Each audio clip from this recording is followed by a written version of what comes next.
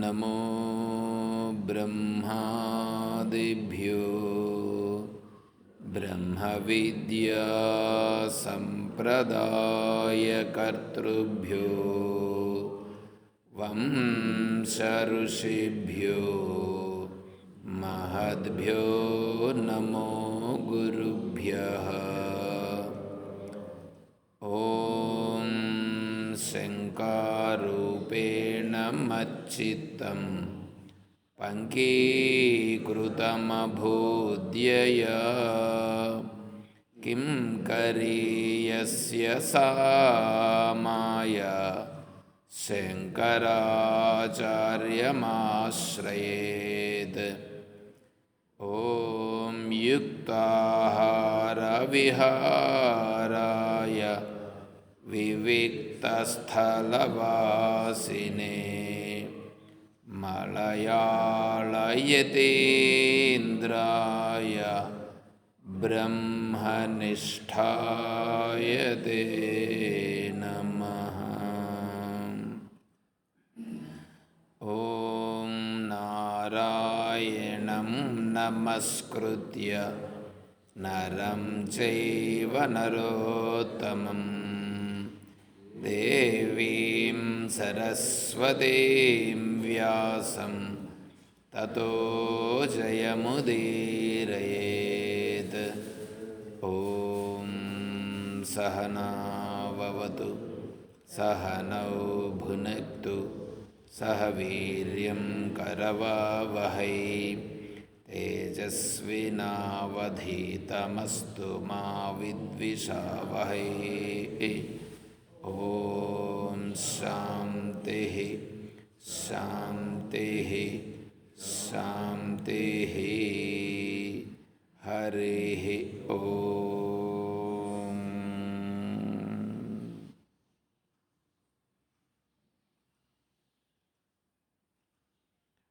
శ్రీ గురుభ్యో నమః.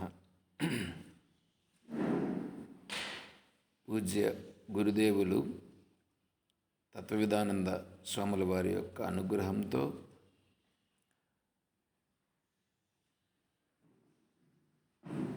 సన్యాస దీక్షను అనుగ్రహించిన తరువాత వారిని మేము ఎక్కడుండాలి స్వామీజీ అని వారిని మేము అడిగాం.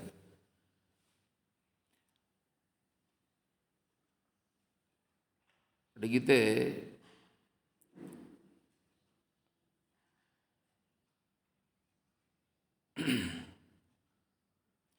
సన్యాస దీక్ష ఇచ్చేటప్పుడు బ్రహ్మ విచారణ చేయాలి అనేటువంటిది అక్కడ మహావాక్య విచారణ ఉన్నది. మహావాక్య విచారణ అనేటువంటిది చేయవలసి ఉంటుంది అని చెప్పారు. సరే, దాంతోపాటుగా స్వామివారి యొక్క ఆన్లైన్ క్లాసెస్ కూడా ఉన్నాయి కాబట్టి అవి శ్రవణం చేస్తూ ఇప్పుడు నేను స్వామివారి వద్ద విచారణ చేయడానికి వెళ్ళాల్సి ఉంది. అది సమయం వచ్చినప్పుడు అక్కడికి వెళ్ళాలి. అంతవరకు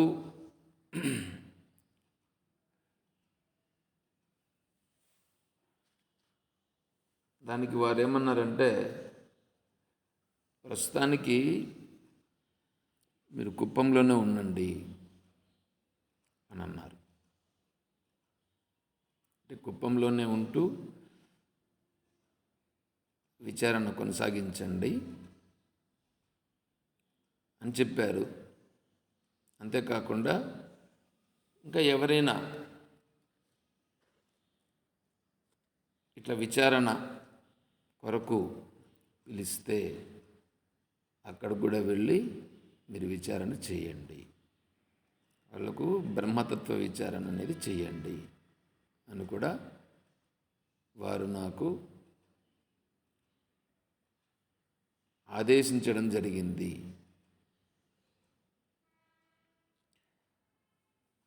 తర్వాత కాళహస్తిలో సుఖబ్రహ్మాశ్రమం గురించి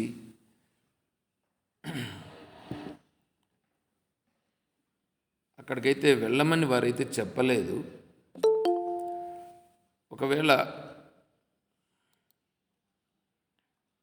వాళ్ళు పిలిస్తే కూడా మీరు విచారణకు మీరు వెళ్ళండి అని కూడా వారు చెప్పడం జరిగింది. ఆ తర్వాత నిన్న మీతో మాట్లాడిన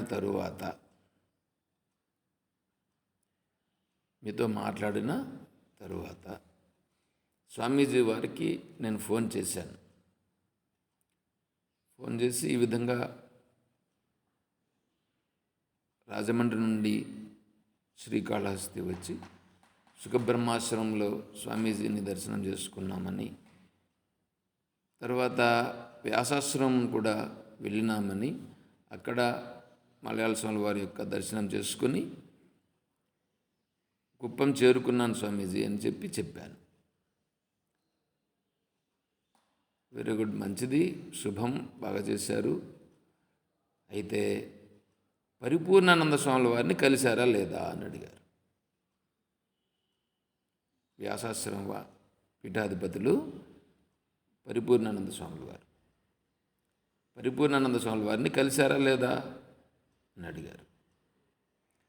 నేను వెళ్ళిన సమయానికి స్వామీజీ వారు ఉన్నారు స్వామి, వారిని కూడా దర్శించుకున్నాను, వారితో కూడా మాట్లాడడం జరిగింది స్వామీజీ అన్న.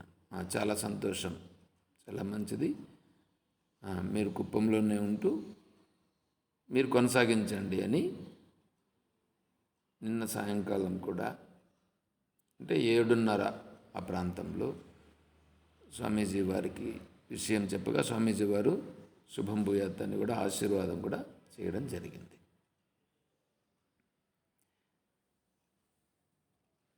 తర్వాత మనము స్వామీజీ వారు మొన్న విచారణ చేస్తూ ఈ మధ్యలో అమెరికాలో ఒకరు స్వామీజీని అడిగారట, ఈ విధంగా విచారణ అనేటువంటిది మేము కూడా చేయడం ప్రారంభిస్తాం స్వామీజీ అని అడిగితే, చేయండి అన్నారట. ఏది విచారణ చేయమంటారు అనంటే ఆత్మబోధ విచారణ చేయండి అన్నారట. ఆత్మబోధ విచారణ చేయండి. లేదు స్వామీజీ, తత్వబోధ అనేది మొదలుపెట్టాం స్వామీజీ అని అన్నారట వాళ్ళు. అంటే ఆత్మబోధ ఒకటి ఉంది, తత్వబోధ ఒకటి ఉంది. స్వామీజీ అన్నారట, ఎందుకు తత్వబోధ, ఎందుకు ఆత్మబోధ విచారణ చేయండి. తత్వబోధ అంటే ఏమొస్తుందంటే దాంట్లో తత్వం గురించి వస్తుంది. తత్వం అంటే ఏమంటే ఈ పంచమహాభూతాలు అంటే ఏమి, ఈ శరీరము ఏంటి, ఇందులో పంచమహాభూతాలు ఎక్కడెక్కడున్నాయి, తర్వాత అధిష్టాన దేవతలు ఎక్కడున్నారు, జ్ఞానేంద్రియాలు ఎన్ని, కర్మేంద్రియాలు ఎన్ని, మనస్సు అంటే ఏంటి, ఇట్లా విచారణ వస్తుంది. కాబట్టి ఈ తత్వబోధ అనేటువంటిది ఎందుకు చేస్తారు, ఆత్మబోధ చేయండి అన్నారట.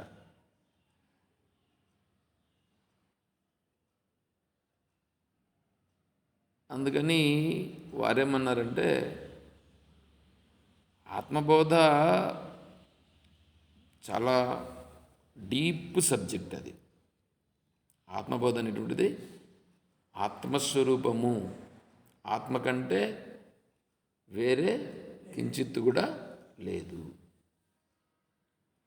అనేటువంటిది. మరి అలా చెప్తే ఇప్పుడు గ్రహించే వాళ్ళు కూడా ఆ సామర్థ్యం ఉండాలి కదా అనేటువంటి దాంతో వాళ్ళు మళ్ళీ ప్రశ్న వేశారనమాట. ఆత్మబోధ అనేటువంటిది చాలా లోతైనటువంటి విషయం కదా స్వామీజీ అని అడిగారట. అందుకు స్వామీజీ ఉండి, మరి లోతైన విషయం చెప్పక ఇంకేం మీరు పైనుండే విషయాలు చెప్పుకుంటారా? మీ సమయాన్ని వృధా చేస్తారా? ఉండే జీవితాన్ని వృధా చేస్తారా అని అడిగారట. సరే, మీకోసం ఒకరోజు ఆత్మబోధ చెప్పండి, ఇంకొక రోజు తత్వబోధ చెప్పండి అని అన్నారట. అది స్వామీజీ క్లాసులోనే చెప్పారు.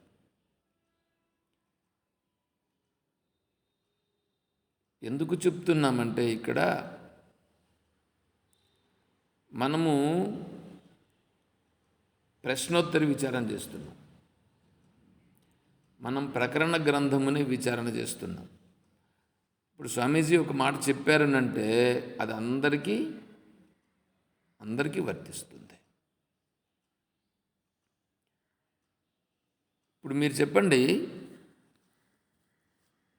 మనం జీవిస్తూ ఉండేది దేనికి?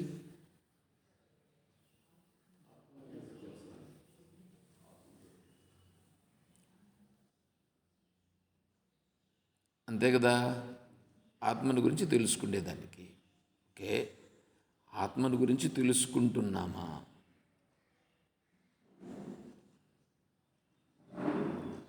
ఏమండి, మీరు చెప్పినటువంటి దాన్ని మనం తీసుకోవాలిగా.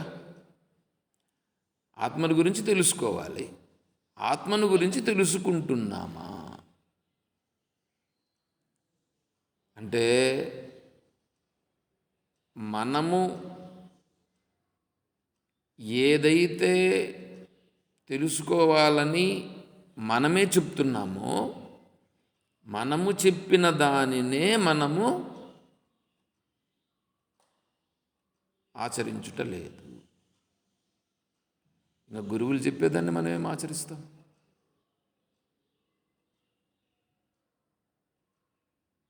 నేను అడిగేది అర్థమవుతుందా?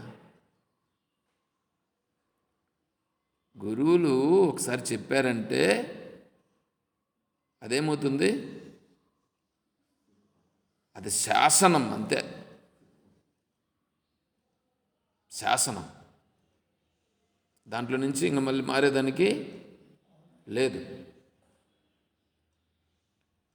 గురువు దగ్గరికి వెళ్ళేదానికి ముందే మనము ఏదైనా సంశయంతో గురువు దగ్గరికి వెళ్ళాలి. సంశయంతో వెళ్ళాలి అంటే మనం ఏం కావాలి? నేను ఇప్పుడు ఆత్మస్వరూపాన్ని తెలుసుకోవాలనా, లేకుంటే జీవితంలో ఇంకేమన్నా చేయాలనా అని ఒకవేళ సంశయం ఏర్పడాలా. ఆ సంశయంతో వెళ్తే గురువు దగ్గరికి, అప్పుడు ఆ సంశయానికి సమాధానం చెప్తారు గురువుగారు. అంతేగాని మనకు సంశయమే లేకుండా అంటే మన ప్రయత్నమే లేదు. మన ప్రయత్నమే లేకుండా గురువు దగ్గరికి వెళ్ళి, గురువుగారు ఏమన్నా చెప్పండి అంటే దానివల్ల ప్రయోజనం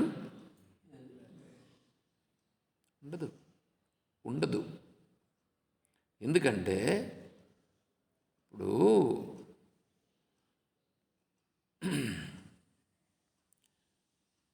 డాక్టర్ దగ్గరికి వెళితే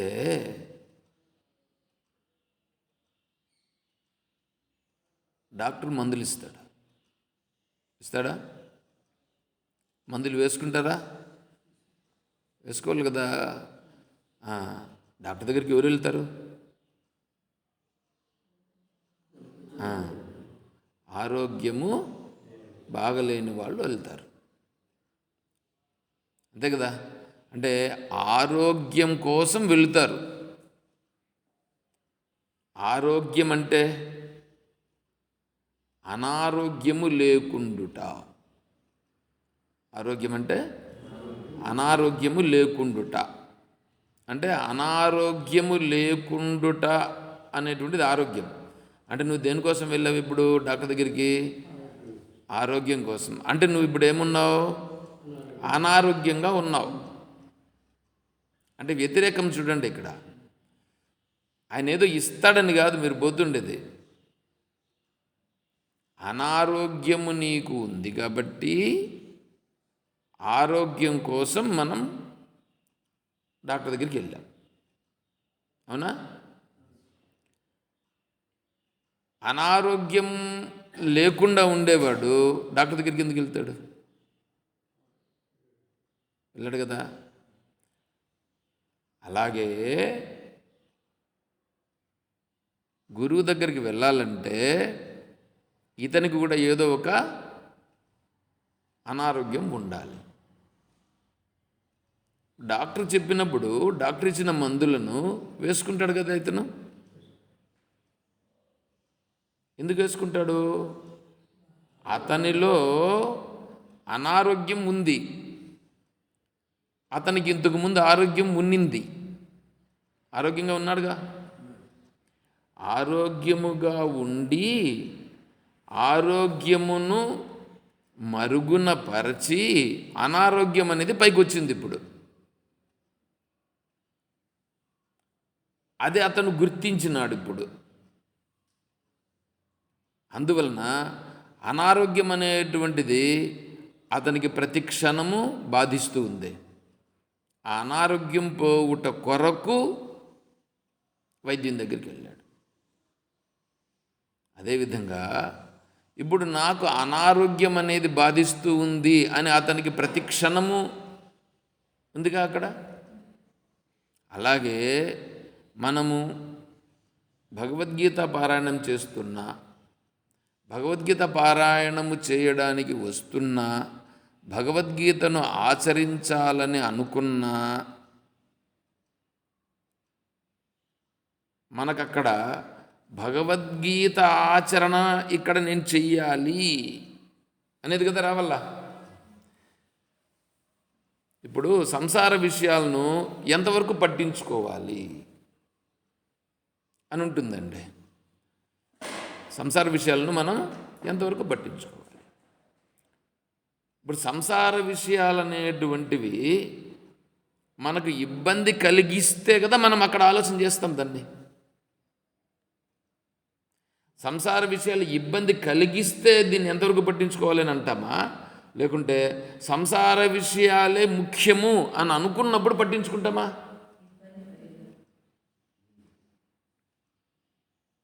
నేను అడిగే ప్రశ్న అర్థమవుతుందా?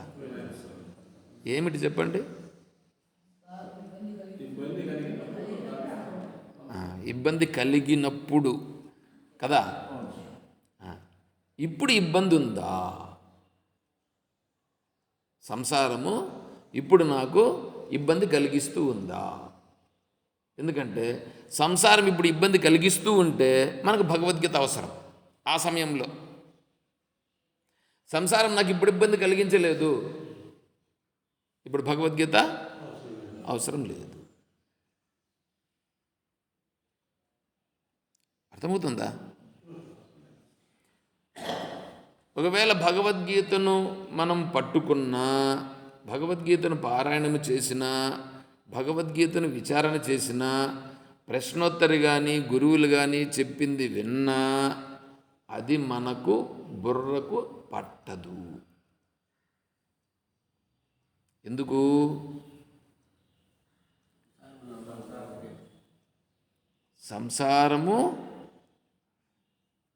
సంసారములో ఉండాము కాదు, సంసారము నాకు ఇబ్బంది కలిగించలేదు. సంసారం నాకు ఇబ్బంది కలిగించలేదు నువ్వు అనుకుంటున్నావు. అర్థమవుతుందా? సంసారము నాకు ఇబ్బంది కలిగిస్తూ ఉందని అంటే అప్పుడు నువ్వు సంసారంలో నుంచి బయటపడాలని అనుకుంటావు.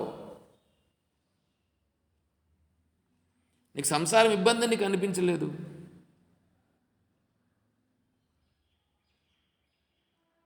సంసారం ఇబ్బంది అనిపిస్తే కదా, సంసారం ఇబ్బంది అనిపిస్తే దాంట్లో నుంచి నేను ఎట్లా బయటపడాలని నువ్వు అనుకుంటావు.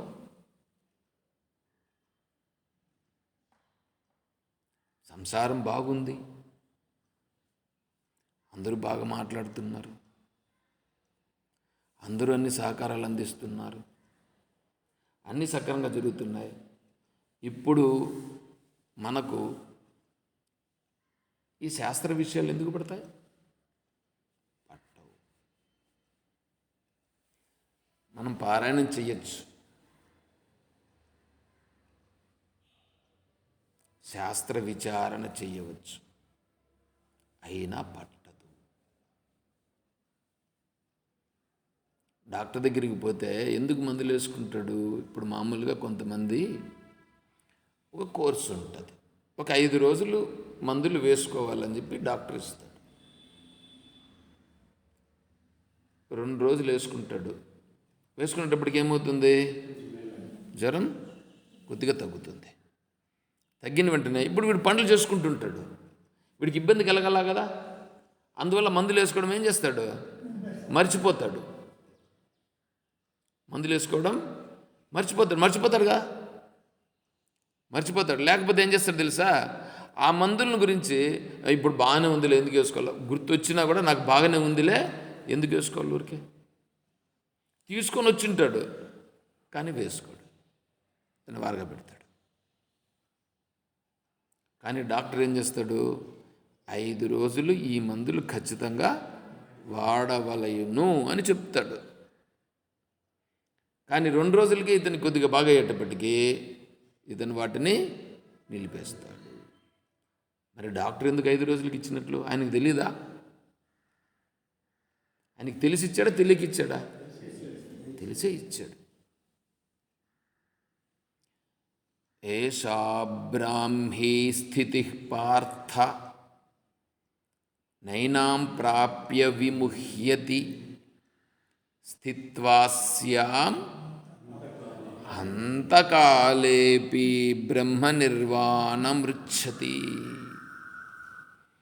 భగవంతుడు చెప్పాడా? ఏషా బ్రాహ్మీ స్థితి పార్థ నైనాం ప్రాప్య విముహ్యతి. ఏషా బ్రాహ్మీ, ఇది బ్రాహ్మీ స్థితి, పార్థ ప్రాప్య విముహ్యతి. ఈ స్థితి చేరినటువంటి వాడు విముక్తిని పొందుతాడు. ఇప్పుడు నేను ఆత్మస్వరూపుడను అని తెలుసుకున్నాడు ఒకానొకతను. అనుకుందాం, నేను ఆత్మస్వరూపమని తెలుసుకున్నాం. తెలుసుకున్న తర్వాత మీరందరూ ఆత్మస్వరూపులని మీకు తెలుసా తెలీదా? సరే, ఆత్మస్వరూపులని తెలిసిన తర్వాత ఆత్మస్వరూపులుగా ఉండాలిగా. ఆత్మస్వరూపుడు కర్త అవుతాడా? ఆత్మస్వరూపుడు కర్త అవుతాడా? భోక్త అవుతాడా? ఆత్మస్వరూపం కర్త కాదు, భోక్త కాదు. కానీ మనం వెళ్ళి కర్త అవుతున్నామా, భోక్తలు అవుతున్నామా లేదా? సంసారంలోకి వెళ్తున్నాం కదా, ఇటు నుంచి వెళ్తున్నాం కదా, ఇక్కడి నుంచి వెళ్ళి ఇంటిలోకి వెళ్ళి అక్కడ జరుగుతున్నటువంటి విషయాలన్నింటినీ చూస్తూ మనం కర్తలుగా వ్యవహారం చేస్తున్నామా, కర్తలుగా వ్యవహారం చేయుట లేదా?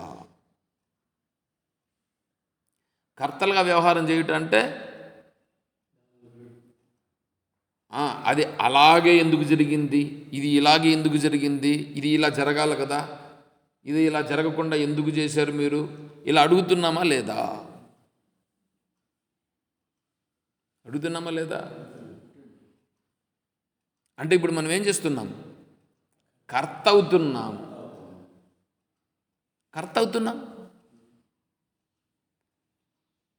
అప్పుడు ఏమైపోయినాం మనం? ఆత్మస్వరూపము తెలుసుకున్నట్లుగా ఉన్నాం. అక్కడ పోయి ఆత్మస్వరూపాన్ని ఏం చేశాం? విడిచిపెట్టేసి మనస్సు యొక్క స్వరూపము పైకి వచ్చింది. ఏమంటే అవునా కదా? ఇప్పుడు మనస్సు స్వరూపం పైకి వచ్చిందా, ఆత్మస్వరూపం పైకి వచ్చిందా? మనస్సు స్వరూపం పైకి వస్తే ఇప్పుడు ఆత్మస్వరూపులుగా ఉండేవాళ్ళు మనం ఏమైనాం? లేదు. ఆత్మస్వరూపము కప్పబడిపోయినది. మనస్సు చేత ఆత్మస్వరూపము కప్పబడిపోయినది. నేను కర్తను అయిపోయినా లేదా? అక్కడ కర్తను అయిపోయినామా? లేకపోతే నేను కర్త కాదు, నేను ఆత్మస్వరూపమే అనే భావనలో ఉన్నామా?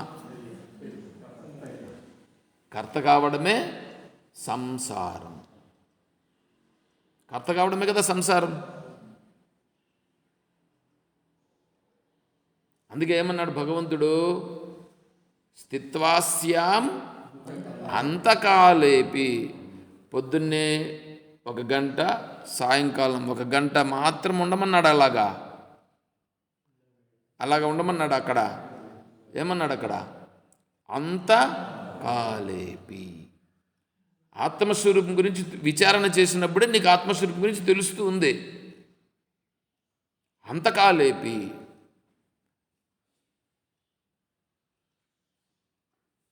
అంటే ఏమైపోతున్నావు నువ్వు? ఆత్మస్వరూపము అనేటువంటిది నీకు ఎప్పుడైతే తెలుస్తుందో, ఆత్మస్వరూపమే సర్వమని మీరు కూడా చెప్పారు. ఇప్పుడే కదా మీరు చెప్పారు. అంతటా ఆత్మస్వరూపమని అన్నప్పుడు, ఆత్మస్వరూపం కంటే వేరే ఏమీ లేదు అని మీరు అన్నప్పుడు, ఆత్మస్వరూప భావనలో కదా మనం చూడాలా.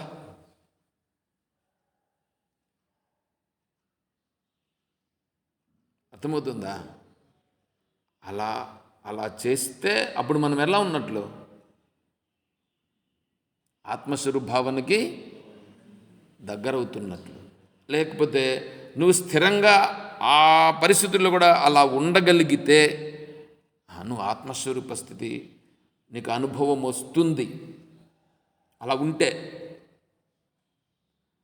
ఇప్పుడు అలా ఆత్మస్వరూపం యొక్క అనుభవం రాకుండా పోయేదానికి కారణం ఎవరు?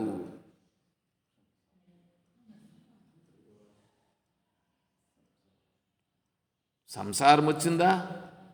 సంసారం వచ్చి పట్టుకునిందా? ఆలోచన చేయండి. సంసారం వచ్చి పట్టుకునిందా? అది మీరు ఆలోచన చెయ్యండి. సంసారం వచ్చి పట్టుకునిందా? లేదా నేను ఆత్మస్వరూపాన్ని విడిచిపెట్టేసి నేను మనస్సుకు ప్రాధాన్యం ఇచ్చి మనస్సు చెప్పినట్లుగా నడుస్తున్నానా లేదా? ఏమండి? సంసారం వచ్చి ఏమన్నా పట్టుకునిందా? నన్ను పట్టుకోనిందా? మరి ఎవరు పట్టుకున్నారు?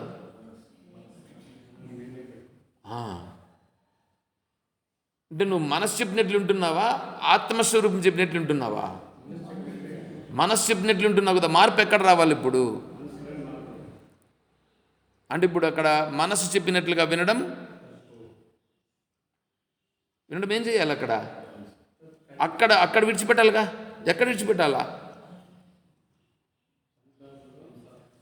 ఎక్కడ మనస్సు చెప్పినట్లుగా చేసే పరిస్థితి వచ్చిందో అక్కడ విడిచిపెట్టాలా. విషయం అర్థమవుతుందా?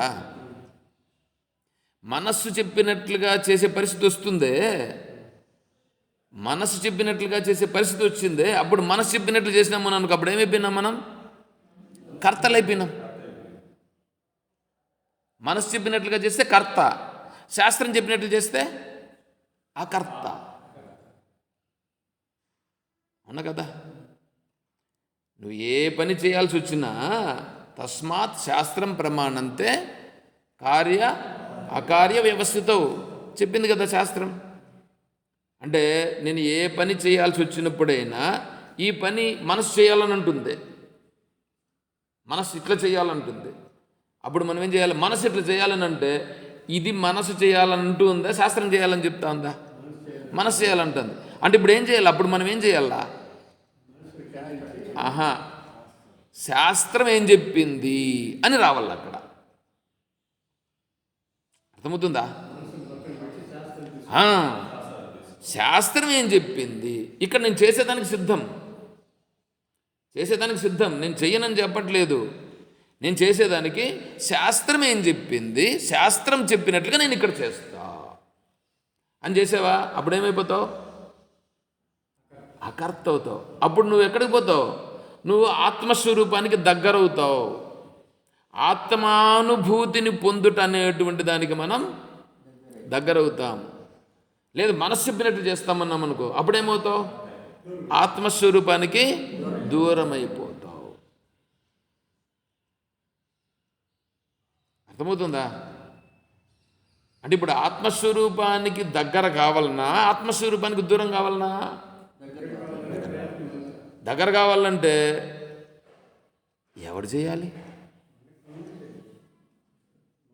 చూడండి ఇప్పుడు ఎట్లా ఉందో, అర్థమవుతుందా? సంసారము అక్కడే ఉంది, సన్యాసము అక్కడే ఉంది, రెండు ఒకే ప్రదేశంలో ఉన్నాయా? ఎంచుకుండేదాన్ని బట్టి ఉంది. ఇప్పుడు ఇక్కడ ఎంచుకుండేదాన్ని బట్టి ఉంది. అంటే మనం ఏం చేస్తున్నాం? నువ్వు ఏ విషయంలోనైనా సరే తీసుకోండి, ఈ విషయం ఆ విషయం అని చెప్పుటలేదు. అన్ని విషయములలో కూడా మన మనస్సు ఏం చేస్తుందంటే ఈ విషయం చేయకపోతే ఎట్లా అని వస్తుంది. ఈ విషయం చేయకపోతే ఎట్లా, ఇది నేను చేయకపోతే ఇంకెవరు చేస్తారని వస్తుంది. ఎందుకంటే ఆ మనస్సుకి బాగా అలవాటై ఉన్నది కాబట్టి, ఆ పని చేయడం అలవాటై ఉంది మనస్సుకి. ఇప్పుడు నువ్వు అక్కడ ఆలోచన చేయి, శాస్త్రము ఇలాగే చెప్పిందా? ఏమంటే అంతెందుకండి, గీతాపారాయణం చేయడం మంచిదా చెడ్డదా? మంచిదే కదా. గీతాపారాయణము చేయడము ఆత్మస్వరూపమా? నేను వేరే విషయాలు చెప్తే మీకు ఇబ్బంది అవుతుందని నేను ఆ గీతాపారాయణం గురించి చెప్తున్నా. అర్థమవుతుందా? నేను వేరే విషయాలు చెప్పినాను అనుకోండి, మీ మనస్సుకు బాధ కలుగుతుంది. గీతాపారాయణం చేయడం ఆత్మస్వరూపమా? తీసుకెళ్తుందే కానీ ఆత్మస్వరూపం కాదుగా. తీసుకెళ్తుంది, కాదని చెప్పట్లేదు, కానీ అది కూడా ఆత్మస్వరూపం కాదు. అంటే ఆత్మస్వరూపంగా ఉండుట అంటే మీ గీతాపారాయణం కూడా చేయాల్సిన అవసరం ఉందా? నేను ఆత్మస్వరూపంగా ఉంటే గీతాపారాయణం కూడా చేయాల్సిన అవసరం లేదు. అంటే నేను ఇప్పుడు ఆత్మస్వరూపంగా ఉంటే గీతాపారాయణం కూడా అదే. అంటే ఆత్మస్వరూపంగా లేను కాబట్టి ఆత్మస్వరూపం దగ్గరికి రావడం కోసం నేను గీతాపారాయణము చేయుచున్నాను. అంటే ఇప్పుడు నువ్వేం చేస్తున్నావు? ఆత్మస్వరూపం దగ్గర కావాలనే లక్ష్యముతో నువ్వు గీతాపారాయణం చెయ్యాలి, అంతేనా? అంటే నువ్వు గీతాపారాయణం చేసే సందర్భంలో నీ మనస్సులో నేను ఆత్మస్వరూపంగా ఉండుట కొరకు నేను గీతాపారాయణము చేయుచున్నాను అని కదా వచ్చింది. అలాగే మీరు ఇంకొక పరిస్థితికి రండి. మీరు ఏదో కర్మ చేస్తున్నారు. ఆ కర్మ చేసే సందర్భంలో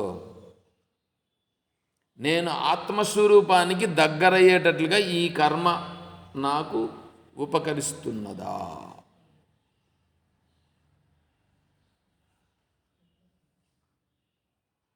చూసుకో. నేను కర్తనవుతున్నానా, అకర్తనవుతున్నానా? కర్తనవుతున్నాను అనుకోండి. ఒకవేళ కర్తనవుతున్నాను అంటే ఇప్పుడు ఏమవుతున్నా? నేను ఆత్మస్వరూపానికి దూరం అవుతున్నాను. అంటే ఇప్పుడు నేనేం చేయాలి? ఇక్కడ అకర్తను కావడం ఎలాగా? అకర్తను కావడం ఎలాగా అంటే నాకు ఎలా తెలుస్తుంది? ఇప్పుడు శాస్త్రం పట్టుకో. శాస్త్రం ఏం చెప్పింది? వచ్చేసింది. ఇప్పుడు చూసారా? అది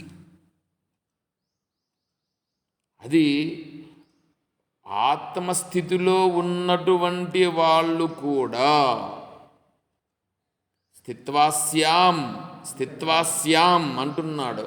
స్థిత్వాసం ఒకవేళ ఆత్మతత్వమును తెలుసుకున్నటువంటి వాళ్ళైనా సరే,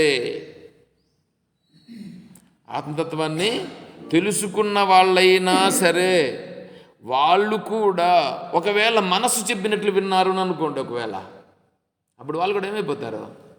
కర్త అయిపోతారు. కర్త అయిపోతారు. ఏం ఆత్మస్వరూపం తెలుసుకున్నంత మాత్రాన వాళ్ళకి మనస్సు ఉండదా? ఉంటుంది. మనసు చెప్పినట్లు విన్నారా, వాళ్ళు కూడా కర్త అయిపోతారు. అందుకే ఏమంటున్నాడు? స్థిత్వాస్యాం అంతకాలయపి. నాయన, శరీరము పడిపోయేటంత వరకు కూడా శాస్త్రం చెప్పినట్లుగానే ఉండాలి. చూడండి ఎంత చెప్పాడు. బ్రహ్మ నిర్వాణ మృచ్చతి అంతకాలేపి. కాబట్టి మనము ఇప్పుడు చూసుకోండి ఎట్లా అయిపోయింది. కర్త అవుతున్నానా, కర్త కాకుండా ఉన్నానా? నేను ఆత్మస్వరూపం కాదా?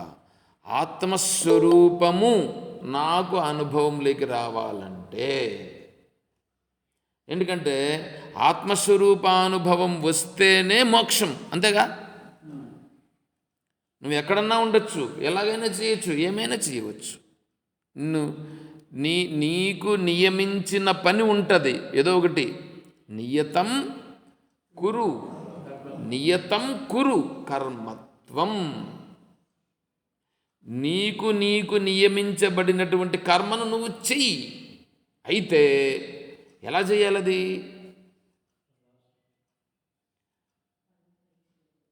అది యజ్ఞరూపంగా చెయ్యాలి. అది యజ్ఞం కావాలి, యజ్ఞం రూపంగా కావాలి. యజ్ఞరూపంగా చేస్తే అక్కడ ఏమైపోతావు? కర్త కాకుండా ఉంటావు. యజ్ఞరూపంగా చేయడం అని అంటే నేను కర్తను కాదు అని చేస్తే కాదు. ఏమంటే నేను కర్తను కాదు అని అగ్గిని పట్టుకున్నాడు. నేను కర్తను కాదు అని ఏం చేశాడు ఇతను?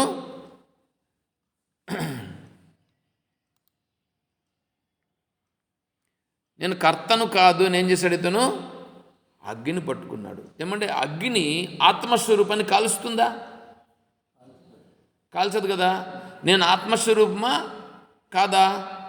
నేను ఆత్మస్వరూపం కాబట్టి నన్ను అగ్ని కాల్చదు అని పట్టుకున్నాడండి.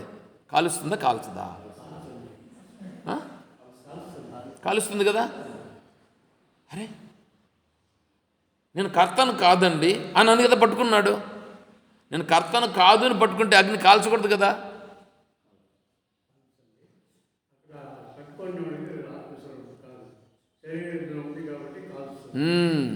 శరీర భావనతో ఉన్నాడు, కానీ చెప్పేది మాత్రం ఏమంటున్నాడు? ఆత్మస్వరూపాన్ని గురించి చెప్తున్నాడు. చెప్పేది ఒకటి, చేసేది ఒకటి. చెప్పేది ఒకటి, చేసేది ఒకటి చేస్తే నీకు ఆత్మానుభూతి వస్తుందా? అర్థమైనా? అంటే ఇప్పుడు ఏం చేయాలి అంటే అక్కడ ఏం చేయాలి? అరే, ఇది అగ్నిస్వరూపం, పట్టుకుంటే కాలుతుంది. అగ్నిస్వరూపం పట్టుకుంటే కాలుతుంది కాబట్టి కాలేదానికి మనము పట్టుకోకూడదు. అగ్నిస్వరూపాన్ని పట్టుకుంటా ఉండేది శరీరమా, ఆత్మనా? ఇప్పుడు పట్టుకుంటా ఉండేది శరీరం పట్టుకుంటాను కదా. నువ్వు ఆత్మస్వరూపంగా నువ్వు పట్టుకో. అప్పుడు ఆత్మస్వరూపాన్ని అగ్ని ఏమీ చేయలేదు. నువ్వు శరీరంతో పట్టుకొని నేను ఆత్మస్వరూపంతో పట్టుకుంటున్నానంటే ఎట్లాగా? ఏమంటే అర్థమవుతుందిగా. శరీరంతో పట్టుకునేటప్పుడు ఎలా ఉండాలి? నువ్వు చూడాలి, అరే శరీరముతో నేను అగ్నిని పట్టుకుంటున్నాను కాబట్టి శరీరంతో అగ్నిని పట్టుకుంటే అగ్ని కాలుస్తుంది. కాబట్టి నేను అగ్నితో ఎలా ఉండాలి? నేను అగ్నితో దూరంగా ఉండాలి. అగ్నిని ఉపయోగించుకోవద్దని చెప్పట్లేదు, అగ్నిని ఉపయోగించుకో, కానీ అగ్నితో పట్టుకుంటే కాలుస్తుంది. అదేవిధంగానే కర్త అయినావా బంధింపబడతావు. కర్త అయితే బంధింపబడతావు, అవునా కదా? బంధింపబడుట.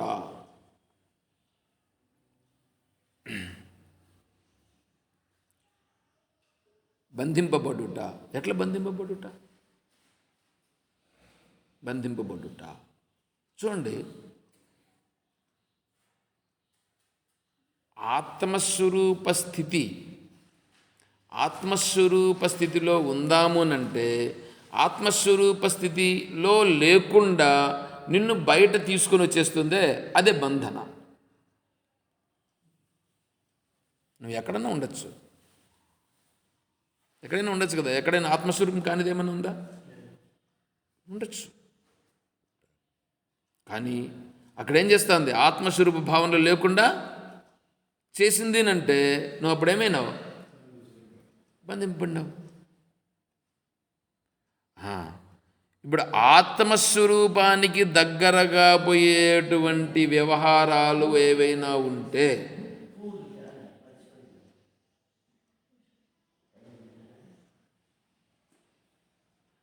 ఆత్మస్వరూపానికి దగ్గరగా ఉండేటువంటివి ఏవైనా ఉంటే అక్కడ మనం ఎలా ఉండాలి? దగ్గర కావాలన్నా వద్దా? ఆత్మస్వరూపానికి దూరం చేసేటివి ఏవైనా ఉంటే అక్కడ ఎలా ఉండాలి? దూరంగా ఉండాలి కదా. నేను అలా ఉన్నానా? అలాగ ఉన్నాను అనుకో, అప్పుడేమవుతుంది? ఆత్మస్వరూపానికి దగ్గర అవుతున్నాం మనం అంటే మన ప్రవర్తన ఏమైపోయింది? మన ప్రవర్తనలో మార్పులు వస్తున్నాయి లేదా? ఆత్మస్వరూపానికి సంబంధించిన ఏదైనా మనకు సపోర్టింగ్ చేసేవి ఉన్నాయి. సపోర్టింగ్ చేసే వాటి దగ్గరికి మనం ఏం చేస్తాం? వెంటనే అక్కడికి వెళ్ళాము అని అనుకోండి.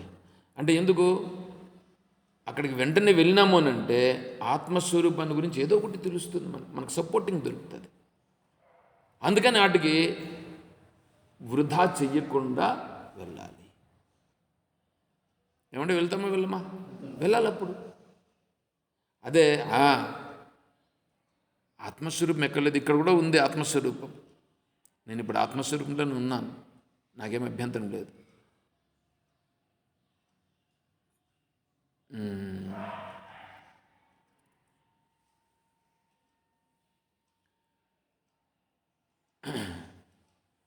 ఒకతను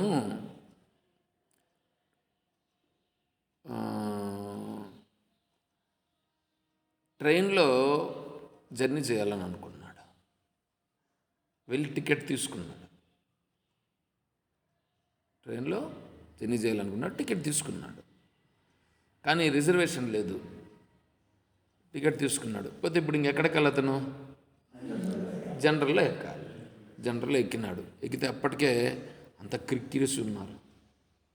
వీడికి సీట్ దొరకలేదు. వీడు ఒక ప్లాన్ వేసింది. ఏం ప్లాన్ వేసినాడంటే వీడి దగ్గరగా రబ్బర్ పాము ఒకటి పెట్టుకొని ఉన్నాడు. రబ్బర్ పాము తీసి పైకి ఇసిరేసినాడు. అట్లా ఇసిరేస్తే ఏమవుతుంది? అదే పైకి ఎగిరిపడి కింద పడింది. వెంటనే ఎవరి మీద పడే లోపల అదేమైంది? ఎవరు చూసుకుంటారు. చూస్తేనే ఏమనిపిస్తుంది? పాము అని అరిచినారు వాళ్ళు. వీడికి తెలుసు ఏమని, అది రబ్బర్ పాము అని. అందరూ అరిసే లోపల ఎవరైనా దగ్గర ఉంటారు అక్కడ? టకటకాని అందరూ ఏం చేసినారు? అందరూ లేచి పరిగెత్తిపోయినారు. వీడేం చేసినాడు? వీడు సైడ్లో పోయేసి చిన్నగా రబ్బర్ పాముని ఎత్తుకొని జేబులో వేసుకున్నాడు. ఈ విషయం ఏమవుతుంది? వెంటనే వాళ్ళకి తెలిసింది. అందరూ దిగుతారు కదా, అందరూ దిగి వాళ్ళకి సమాచారం ఇచ్చిన ఎందుకు పాము ఉండదండి. ఎందుకు అప్పుడు ట్రైన్ ఆఫ్ చేశారు. ఆఫ్ చేసి రైల్వే పోలీసులు వాళ్ళందరూ వచ్చి ఆ భోగిని అంతా చెక్ చేసినారు. పాము ఎక్కడ కనిపించలా. ఎందుకంటే పాము ఎక్కడుంది? వీడి జోబీలో ఉంది. వాడు బయట అంతా వెతికితే ఎక్కడ కనిపిస్తుంది? కనిపించలేదు. వీడేం చేశాడంటే కూర్చున్నాడు. ఇప్పుడు హాయిగా పాము ఏం కనిపించలేదని వాళ్ళు అనుకొని కూర్చున్నారు. కూర్చొని ఏం చేశాడంటే బాగా అలసిపోయి ఉన్నాడేమో. కూర్చుండే లోపల వీడికి కొద్దిగా తూగొచ్చింది, నిద్రపోయినాడు. వీళ్ళు ఏం చేశారు? అంతా వెతికి పాము కనిపించలేదు. కానీ వీళ్ళు ఏం చేస్తారంటే పాము కనిపించలేదు అని చెప్పి వెంటనే పంపించేసాం అనుకో, ఒకవేళ పొరపాటున అక్కడ ఇప్పుడు పాము ఈ బండి 2 వీలర్లో ఆ ముందర డూమ్ ఉంటుంది చూడండి, ఆ డూమ్లో నుంచి వచ్చి పైకి వచ్చినటువంటి సందర్భాలు ఉన్నాయిగా. కొంతమంది ఈ మధ్యలోనే హెల్మెట్ పెట్టుకున్నాడు అతను. హెల్మెట్కి ముందర ఒక ఇది ఒకటి వచ్చి ఉంటుంది, దాని లోపల నుండి పాపం పెట్టుకున్నాడు, అది బయట వచ్చి కాటేసి చనిపోయినాడు. అది కనిపించదు కదా.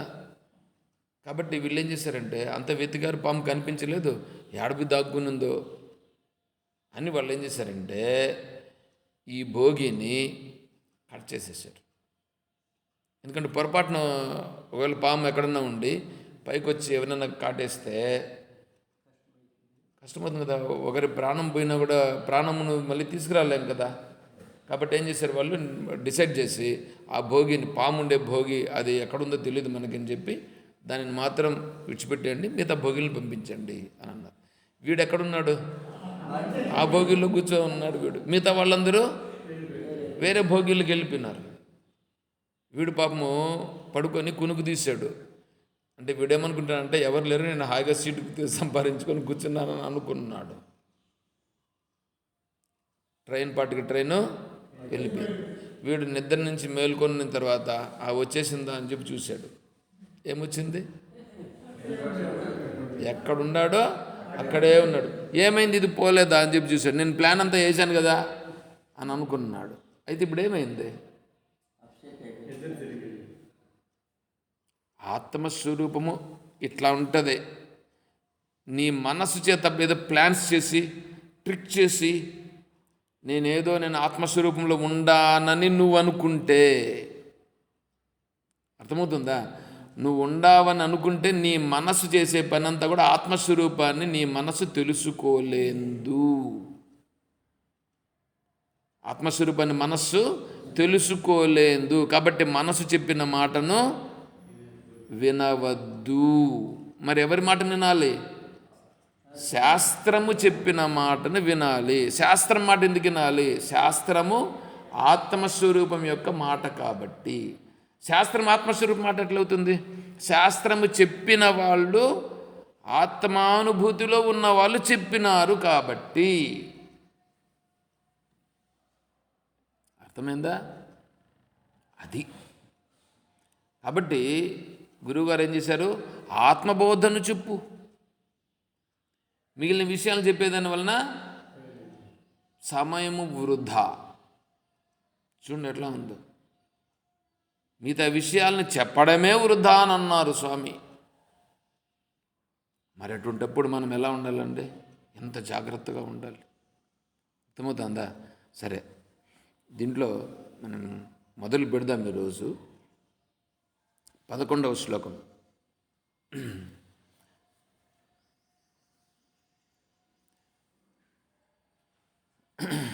11వ శ్లోకం తీసుకోండి. విద్యాహికా బ్రహ్మగతి ప్రదాయ బోధోహికో యస్తు విముక్తి హేతు కో లాభః ఆత్మావగమో హి యో వైజితం జగత్కేన మనోహియేన. ఇందులో కూడా 4 ప్రశ్నలు ఉన్నాయి. మొదటిది ఇక్కడ ప్రశ్న అడుగుతున్నాడు, విద్యాహి కా. విద్యాహి కా, విద్య విత్ విద్య. విద్య అంటే చదువుకొనుట అని కదా మనకు తెలిసిందే, అంటే తెలుసుకొనుట. విత్ అంటే విద్య అనేటువంటిది విత్ అనే ధాతువు నుంచి వస్తుంది. అంటే ఇక్కడ తెలుసుకొనుట. ఏది తెలుసుకోవాలి అది ప్రశ్న. ఎవరు అడుగుతున్నారు? శిష్యుడు అడుగుతున్నాడు. తెలుసుకోవలసినది ఏది? బ్రహ్మగతి ప్రదాయ. బ్రహ్మగతిని ఏదైతే ప్రదానం చేస్తాదో దానిని తెలుసుకోవాలి అని గురువుగారు ఇక్కడ చెప్తున్నారు. దీనిని విచారణ మనం చేస్తాం. విద్య తెలుసుకోవలసినది ఏంటండి? మనం తెలుసుకుంటున్నామా లేదా? మనమంతా తెలుసుకుంటున్నామా లేదా? తెలుసుకుని కదా అన్నీ చేస్తున్నాం. ఇవన్నీ తెలుసుకోవడం కాదా?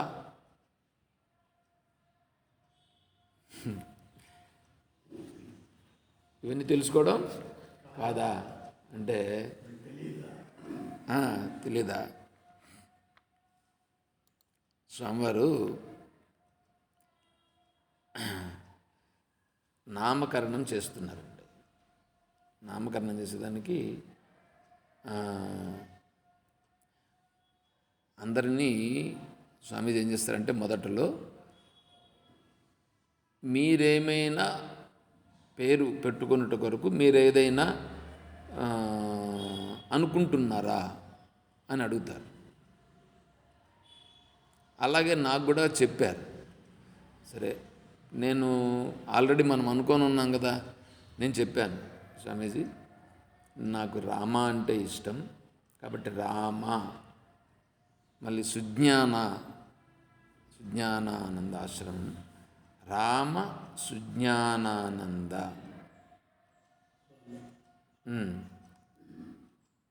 అని నేను అనుకుంటున్నాను స్వామీజీ అని చెప్పాను.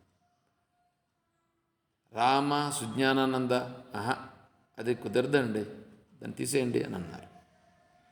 సరే, నేనేమన్నానంటే, స్వామీజీ రామ వచ్చి తర్వాత మీ ఇష్టం స్వామీజీ అని అన్నా. సరే, స్వామీజీ ఏమన్నంటే రామచంద్రానంద సరస్వతి, రామచంద్రానంద సరస్వతి. బాగుంది. నేను రామచంద్రానంద సరస్వతి అంటే సరే స్వామీజీ అని చెప్పి వెళ్ళిపోయాను. నామకరణం చేయకముందు నేను పోయినప్పుడు ఒక 2 రోజులు తర్వాత స్వామీజీతో నిదానంగా వెళ్ళి మాట్లాడినప్పుడు ఇవన్నీ జరిగినాయి. సరే, రామచంద్రానంద సరస్వతి బాగానే ఉంది. సరే స్వామీజీ అని చెప్పి వెళ్ళిపోయాను. తర్వాత మరుసటి రోజు స్వామి చెప్పేసిన తర్వాత 2వ రోజు నేను ధ్యానం చేస్తున్నాను. రామచంద్రానంద. ఇప్పుడు రామచంద్ర అంటే ఏమొస్తుందండి? గుర్తొస్తుంది మీకు చెప్పండి. శ్రీరామచంద్రుడు గుర్తొస్తాడు.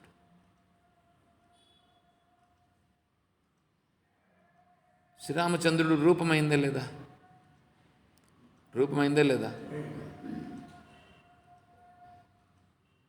రూపము నాకు నచ్చలేదు. ఆత్మస్వరూపం రూపమా? నామరూపాత్మకమైనటువంటిది ఆత్మస్వరూపం కాదు. ఇదంతా ఎక్కడొచ్చింది? నాకు ధ్యానం చేస్తూ ఉంటే ధ్యానంలో నాకు అనిపించిన విషయం చెప్తున్నా. రామచంద్ర ఎందు రూపం కదా. కాబట్టి ఇప్పుడు ఏం చేయాలా? శాస్త్రం చెప్తుంది, రామరహస్యోపనిషత్తులో చంద్ర చెప్పల, కాబట్టి రామ చెప్పింది. కాబట్టి నా మనసులో ఇప్పుడు ఏమొచ్చిందంటే రామానంద. ఇప్పుడేమిటి? రామానంద అంటే రామ ఆనంద. రామ అనంటే రూపమా? రూపము అని అనుకుంటే వాళ్ళకు రూపం అనుకుంటే వాళ్ళకు రూపం. రామ తత్వం అనుకుంటే వాళ్ళకు తత్వం. రామాలో రూపము ఉంది, తత్వము ఉంది. ఇప్పుడు రూపంగా అనుకున్నారని అనుకోండి, రూపంగా అనుకోని వెళ్ళండి, మనకేం అభ్యంతరం లేదు. కానీ నా భావన ఏంటి? రామ ఆద్యో రా తత్పదార్థ స్యాత్ మకారః త్వం పదార్థవాన్ తయో సంయోజనం అసి రామ తత్పదముచ్యతే. ఉపనిషత్ చెప్పింది. అంటే తత్వమసి అని రామ అంటే ఇది మహర్షులు చెప్పినటువంటిది. కాబట్టి ఇప్పుడు నేనేం చేశాను? నేను స్వామీజీ దగ్గరికి వెళ్ళాను. చెప్పండి స్వామీజీ, రామచంద్రానంద నాకు అంతగా రుచించుట లేదు స్వామీజీ. ఏమి? అది సగుణము చూపిస్తాను స్వామీజీ, ఎత్తుకుంటానే అన్నట్టు. అన్ని మంత్రాలు సగుణమే అన్నారు. స్వామి, చంద్ర తీసేయండి స్వామీజీ, చంద్ర తీసేయండి స్వామీజీ, ఇంకా వేరే ఏమన్నా పెట్టండి స్వామీజీ. అంటే నా ఉద్దేశం ఏంటి? రామ ఆనంద, రామానంద, ఏమో చెప్పండి అన్న. రామానంద అని అన్నాను నేను. మీరు చెప్పేది బాగానే ఉంది, కానీ రామానంద అని ఆల్రెడీ ఒక మహానుభావుడు ఉన్నారు. రామానంద అని ఒక మహానుభావుడు ఉన్నాడు. ఆ మహానుభావుణ్ణి ఇప్పుడు మనం ఒకవేళ రామానందాన్ని పెట్టామని అనుకోండి, ఇప్పుడు వినేవాళ్ళకు ఆ రామానంద గుర్తొస్తారా, ఈ రామానంద గుర్తొస్తాడా? ఆ రామానంద రావాలా. కానీ ఇక్కడ చూసేవాళ్ళు ఇక్కడ పిలిచేది ఎవరిని పిలుస్తారు? మనం పిలుస్తారు. అంటే ఇప్పుడు ఏమైంది? ఆ రామానంద రాడు, ఈ రామానంద వస్తాడు. చూసారా? అంటే ఇప్పుడు ఆ రామానందును ఈ స్థాయికి తీసుకొచ్చి పెట్టడం బాగలేదు, కాబట్టి అది వద్దు అని అన్నారు. సరే, ఇంక వేరే ఏమన్నా పెట్టండి స్వామీజీ. సరే, మళ్ళీ ఆలోచిద్దాం, మళ్ళీ రండి మాట్లాడదామని మళ్ళీ అన్నారు. మళ్ళీ పోయి రామభద్రానంద అన్నాడు. రామభద్రానంద అంటే కూడా ఇప్పుడు ఏమొచ్చింది? రెండు ఏడొస్తాయి. రామభద్రుడు అన్నప్పుడు ఇంకా స్పష్టంగా రామచంద్రుల వారే వస్తుంది, ఒక రూపమే కనిపిస్తుంది.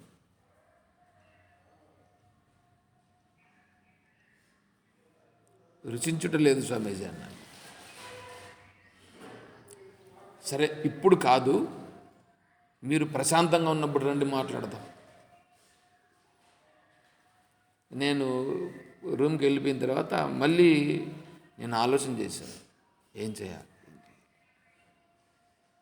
నాకేమో రామ అంటే ఇష్టము, రామ అనేటువంటిది నాకు కావాలి. కానీ స్వామీజీ చెప్పే దాంట్లో ఇప్పుడు స్వామీజీ ఏమో రామ ఇస్తాడు, కానీ మధ్యలో దాంతోపాటుగా వేరే జోడింపు వస్తూ ఉంది. తద్వారా ఏమవుతుంది, అక్కడ చూస్తూనే ఒక రూపం అనేది ప్రకటింపబడుతుంది, కానీ స్వరూప స్థితి అనేటువంటిది ప్రకటింపబడుట లేదు. ఇప్పుడు రామాన్ని అన్నామనుకోండి, రామచంద్ర అన్నామని అనుకోండి, నీకు ఎవరు గుర్తొస్తుంది?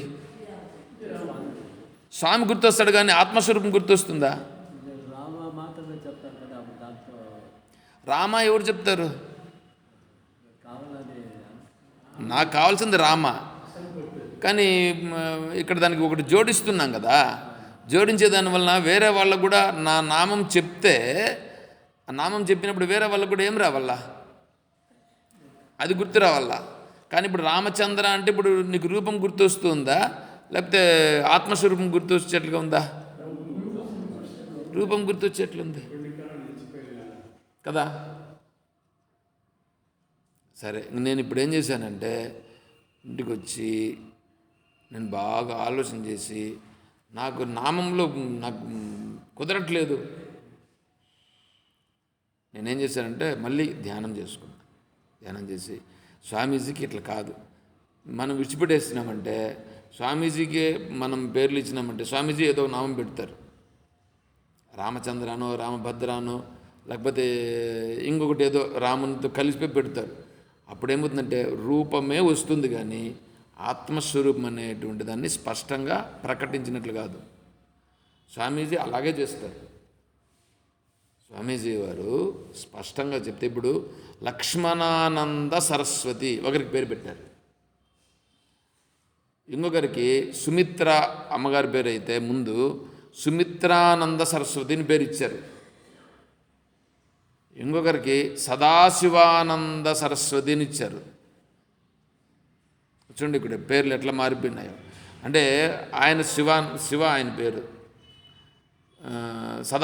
సదాశివానంద అని పెట్టేశారు. కాశీప్రసాద్ అనే వారి పేరు ఏదో ఉంది, నాకు స్పష్టంగా తెలియదు, కానీ కాశీలో ఉన్నారన్నమాట వారు. అందుకని ఏం చేశారు, సదాశివానంద అని వారికి పేరు ఇచ్చారు.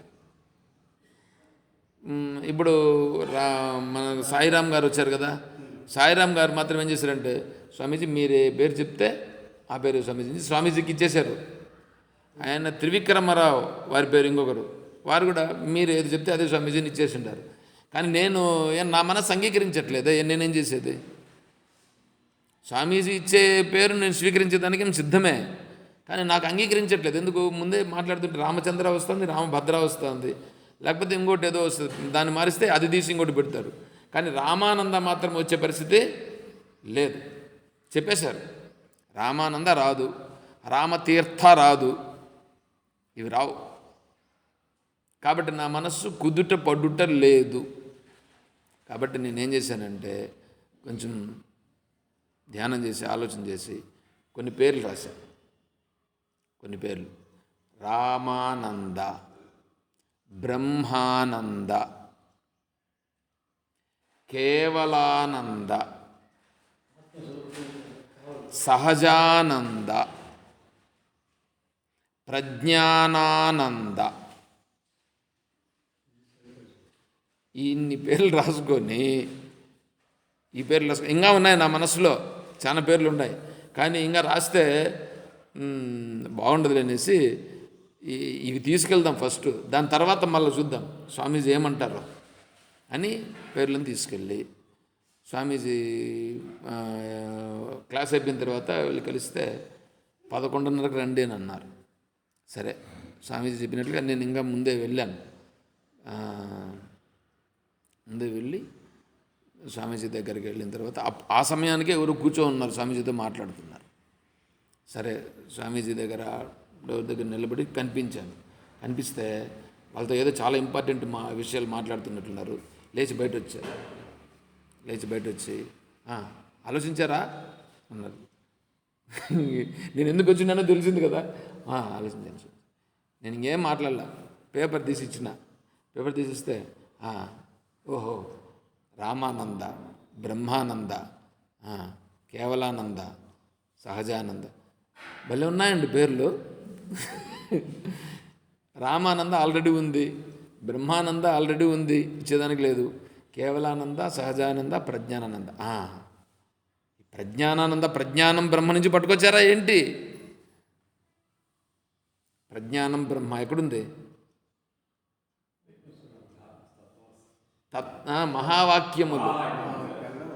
మహావాక్యములలో ప్రజ్ఞానం బ్రహ్మ అనేది మొదటి వాక్యం. ప్రజ్ఞానం బ్రహ్మ నుంచి పట్టుకొచ్చారా దీన్ని అని చెప్పి దాన్ని రౌండ్ చేసి, ప్రజ్ఞానానంద బాగానే ఉంటుందండి, టిక్ పెట్టి జేబులో పెట్టుకుని, సరే ఇది మీకు ఇష్టమేనా? సరే స్వామి, సరే, ఇది జేబులో పెట్టుకొని, సరే మీరు దీని ప్రకారం ఉండండి అని అన్నారు. అంటే ఇప్పుడు చూడండి, ప్రజ్ఞానానందాన్ని మనం అనుకోండి, ఏం గుర్తొస్తుంది? జ్ఞానం గుర్తొస్తుంది.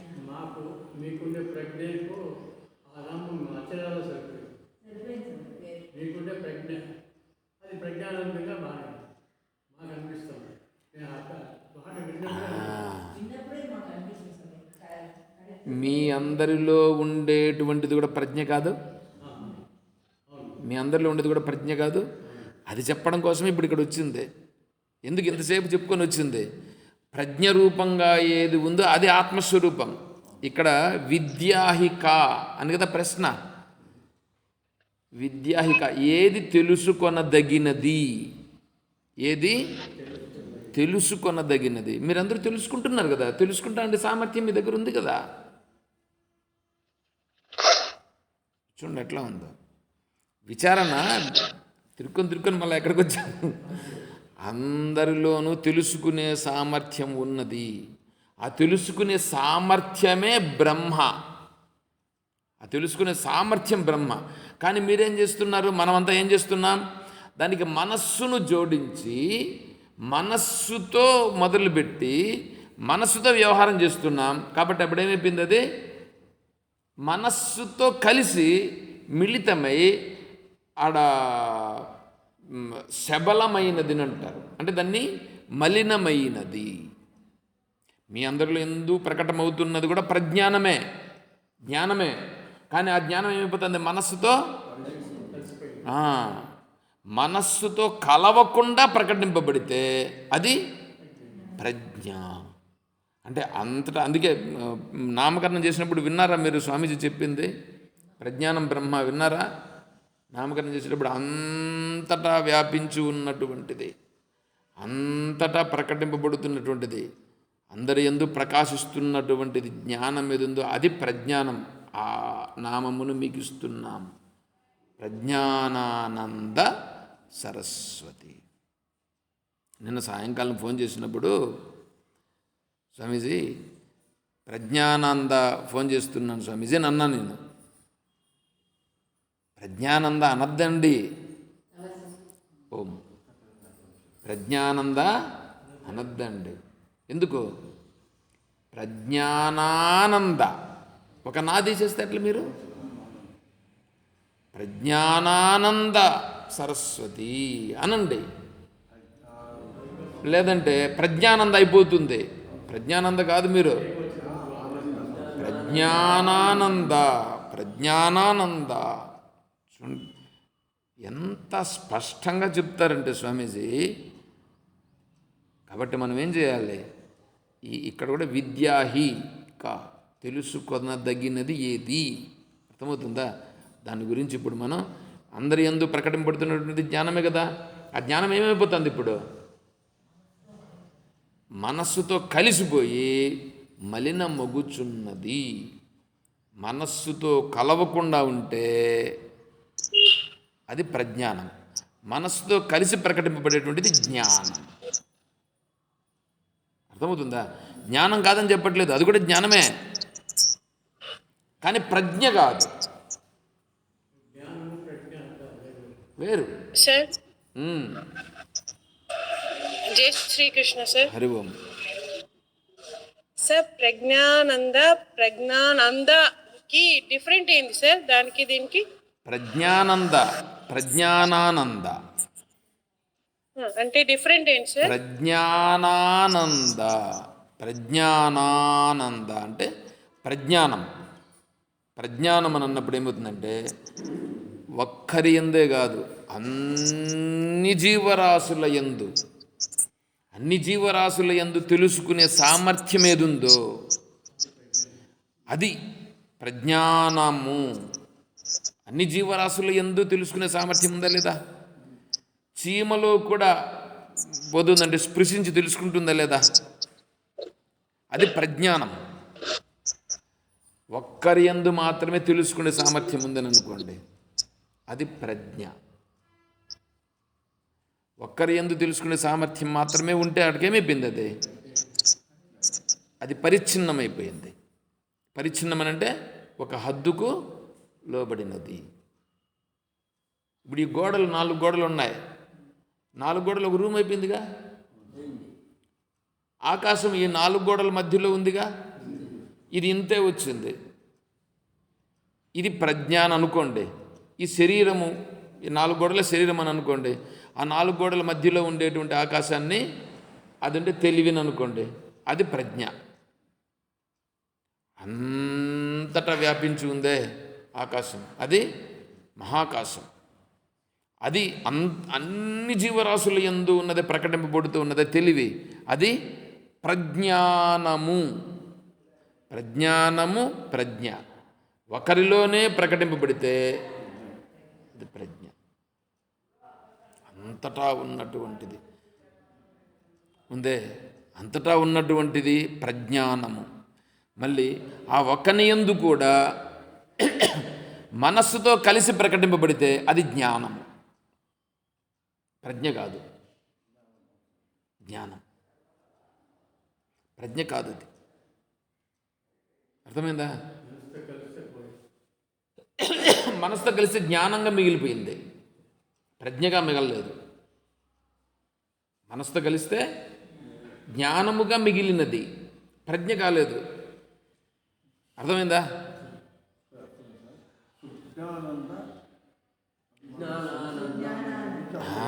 సుజ్ఞానానంద కూడా మంచి జ్ఞానమే. మంచి జ్ఞానం. మంచి జ్ఞానం అని అంటే సుజ్ఞానం అంతే, మంచి జ్ఞానం.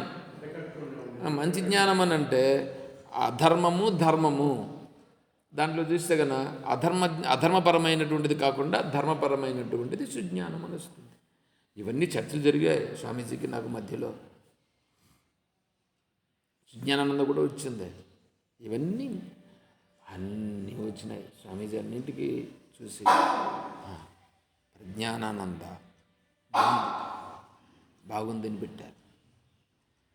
అంటే నేను ఇచ్చినటువంటి వాటిలో సుజ్ఞానానంద ప్రజ్ఞానానందలో అంతర్భాగం, అంతేగాని ప్రజ్ఞానము యొక్క తత్వాన్ని స్పష్టంగా ప్రకటించదు. సుజ్ఞానానంద 10 రూపాయలు అనుకోండి, ప్రజ్ఞానానంద 1 కోటి రూపాయలు అనుకోండి. అర్థమేనా? సుజ్ఞానానంద 10 రూపాయలు, సుజ్ఞానానంద 10, ప్రజ్ఞానానంద 1 కోటి రూపాయలు. ఇప్పుడు 1 కోటి రూపాయలు కావాలా 10 రూపాయలు కావాలా? అది కాబట్టి సుజ్ఞానం కూడా ప్రజ్ఞానంలో అంతర్భాగం.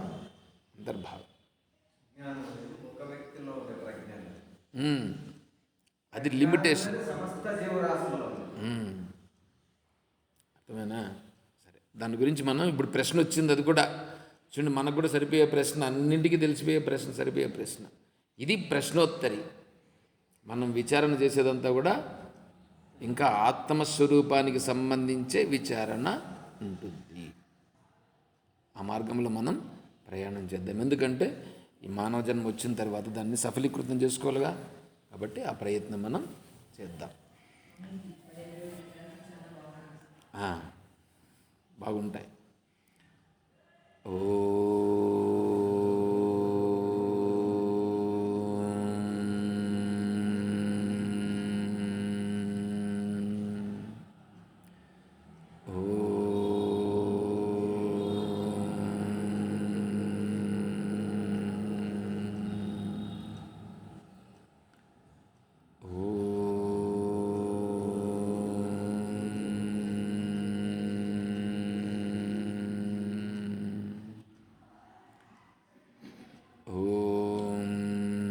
असतो मा सद्गमय, ॐ तमसो मा ज्योतिर्गमय, ॐ मृत्योर्मा अमृतं गमय, ॐ शान्तिः शान्तिः शान्तिः. हरिः ॐ तत्सत्. ॐ सर्वं श्री सद्गुरुचरणारविन्दार्पणमस्तु. हरिः ॐ तत्सत्. ॐ जय बोलो श्री कृष्ण परमात्मा की जय बोलो गीता माता की जय बोलो భక్త మండలికి. ఇక్కడ మనం జై అంటున్నాం కదా, జా కింద ఐత్వం ఇస్తే జై అంటున్నారా? జై అంటున్నారు కదా. జా రాసి జా కైత్వం ఇస్తే జై. మీరు జా కైత్వం ఇస్తే జై అని అంటున్నారా? అట్లా అంటున్నారా? అట్లంటే అది తప్పు. జయ జయ జయ అని పలకాలి. జై అనకూడదు. జయ అనే అట్లుగా జై అట్లన్నా పలకాల. అర్థమవుతుందా? అది పరిస్థితి. అందరూ జై అని పలికినంత మాత్రాన అది కరెక్ట్ అయిపోదు. అట్లా పలకద్దు అని స్వామీజీ చెప్పారు. సరే, హరి ఓం తత్సత్. ఓం సర్వం శ్రీ సద్గురుచరణారవిందార్పణమస్తు. హరి ఓం. జై బోలో శ్రీకృష్ణ పరమాత్మకి. जय जय जय बोलो गीता माता की जय बोलो जय भक्त मंडली की ओम जय तत्सत ओम हरि